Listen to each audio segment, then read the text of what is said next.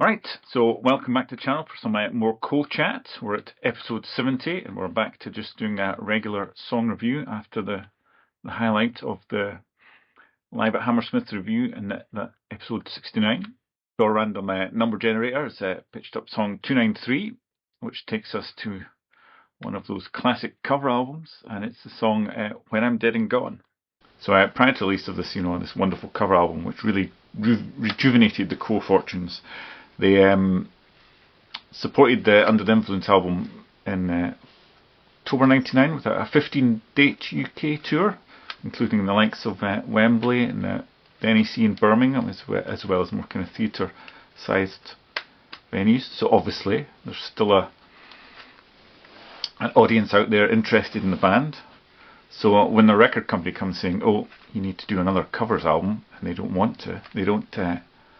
stand up to them and say, "Look, we're still playing to big venues. Why don't we do music we want and believe in, and we'll take it to the audience and we'll sell it to them?" To be fair, Coax have never been that great at taking songs to the audience and selling it to them.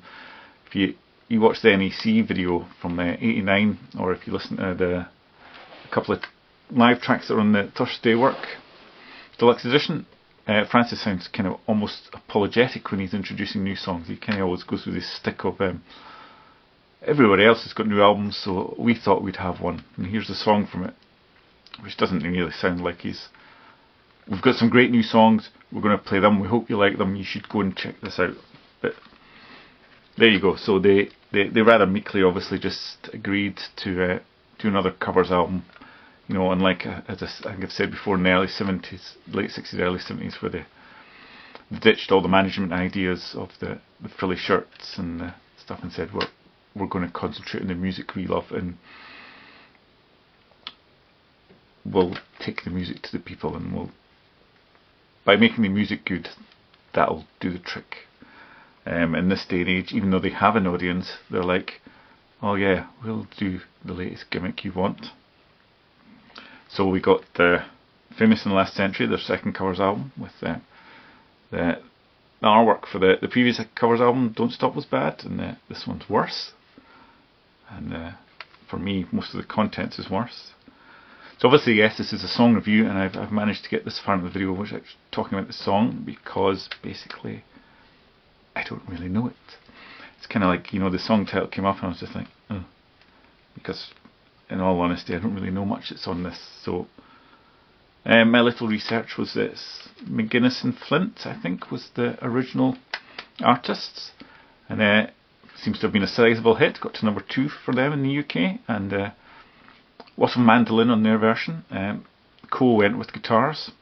Obviously, the idea of covering Quo songs and accordions hadn't quite come to them at that point, so they went with the more traditional Quo instrumental guitars. And I think it's a pleasant enough little kind of Quo shuffle. I think to Joe Public listening to it, it probably just sounds like a kind of standard Quo song.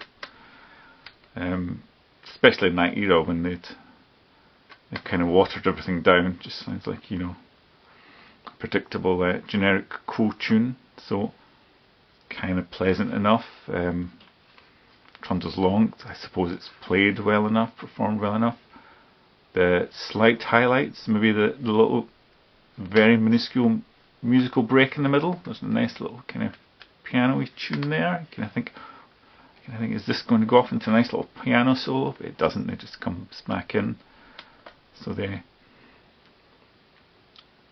played the song, they haven't done what they used to always talk about, quoing it up. They haven't really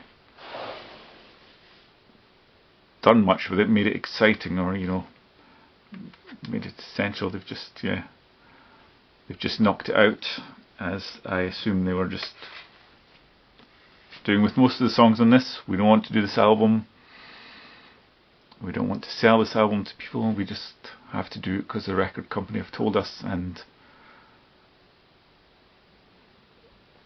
apparently we're not successful or wealthy enough to be able to stand up to them and say no thanks. So yes, I think the best thing I can say about it is, in my category, I'm not going to put it into the skip. I can stick it in the one above. the occasional listen, because it's harmless and an occasional listen. I don't hear it and rush to the skip button and God, get that off. It's an okay little tune, obviously not something I go and choose to listen to, because obviously I can tell you it's on the album now, but if you'd asked me last week to name all the songs Famous Last, etc., I wouldn't have been able to name this one or a sizable chunk of the rest. I know it's got Money Money and Old Time Rock and Roll, and then the title track, and that's all I could tell you for the moment without consulting the track listing. So yes, I noticed when I was researching the song, Def Leppard also did a version on their rather lame covers album, so I had to listen to that. I think I prefer the Quos, but that's maybe just because I'm more of a Quo fan. Although some of you watching some of these videos might think, is he really a Quo fan? So yes, that's When I'm Dead and Gone from Famous in Last Century, and that's episode 70 of this Status Quo song review, and sometime in the future we'll be back with episode 71. Thanks for watching, and I'll catch you then.